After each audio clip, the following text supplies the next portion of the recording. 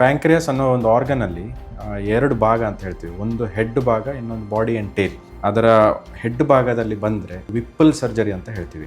Around 6 ರಿಂದ 8 ಗಂಟೆ ಬೇಕಾಗುವಂಥ ಒಂದು ಸರ್ಜರಿ. ಇದರಲ್ಲಿ ಕಂಪ್ಲೀಟ್ ಕ್ಯಾನ್ಸರ್ ಗಡ್ಡೆನ ತೆಗಿಬೇಕಾದ್ರೆ ಆ ಪ್ಯಾಂಕ್ರಿಯಾಸಿದ ಹೆಡ್ ಭಾಗದಿಂದ ಹಿಡಿದು ಅದರ ಸುತ್ತ ಇರುವ ಒಂದು ಸಣ್ಣ ಕರಳು ಇಂದ ಹಿಡಿದು ಪಿತ್ತನಾಳ ಮತ್ತು ಜಠರದ ಒಂದು ಅಂಶ ಇದಿಷ್ಟು ತೆಗೆದು ಮಲ್ಟಿಪಲ್ ಜಾಯಿಂಟ್ ಮಾಡಬೇಕಾಗ್ತದೆ. ಇನ್ನೊಂದು ಬಾಡಿ ಮತ್ತು ಟೈಲಲ್ಲಿ ಬಂದರೆ ಡಿಸ್ಟಲ್ ಪ್ಯಾಂಕ್ರೆಡಕ್ಟಮಿ ಅಂತ ಹೇಳ್ತೀವಿ. ಅಂದರೆ ಬಾಡಿ ಮತ್ತು ಟೈಲ್ ಪ್ಯಾಂಕ್ರಿಯಾಸನ್ನು ಕಂಪ್ಲೀಟಾಗಿ ತೆಗಿಲಿಕ್ಕೆ. ಇವಾಗಿನ ಲೇಟೆಸ್ಟ್ ಡೆವಲಪ್ಮೆಂಟ್ ಅಂದರೆ ಲ್ಯಾಪ್ರೋಸ್ಕೋಪಿಕ್ ಮತ್ತು ರೋಬೋಟಿಕ್ ಸರ್ಜರೀಸ್. ಲ್ಯಾಪ್ರೋಸ್ಕೋಪಿಕ್ ಅಂದರೆ ಒಂದು ಸಣ್ಣ ಹೋಲ್ ಮಾಡಿ ಅದರಲ್ಲಿ ಉಪಕರಣಗಳನ್ನು ಒಳಗೆ ಹಾಕಿ ಕ್ಯಾಮ್ರಾ ಹಾಕಿ ಒಳಗಿಂದನೇ ಆ ಕ್ಯಾನ್ಸರ್ ಗಡ್ಡೆಯನ್ನು ಕಂಪ್ಲೀಟ್ ತೆಗೆದಾಗ ಹೊಟ್ಟೆಯನ್ನು ಕಂಪ್ಲೀಟ್ ಓಪನ್ ಮಾಡುವಂಥ ಪರಿಸ್ಥಿತಿ ಬರುವುದಿಲ್ಲ. ಸೊ ಆವಾಗ ನೋವು ತುಂಬ ಕಡಿಮೆ ಇರ್ತದೆ.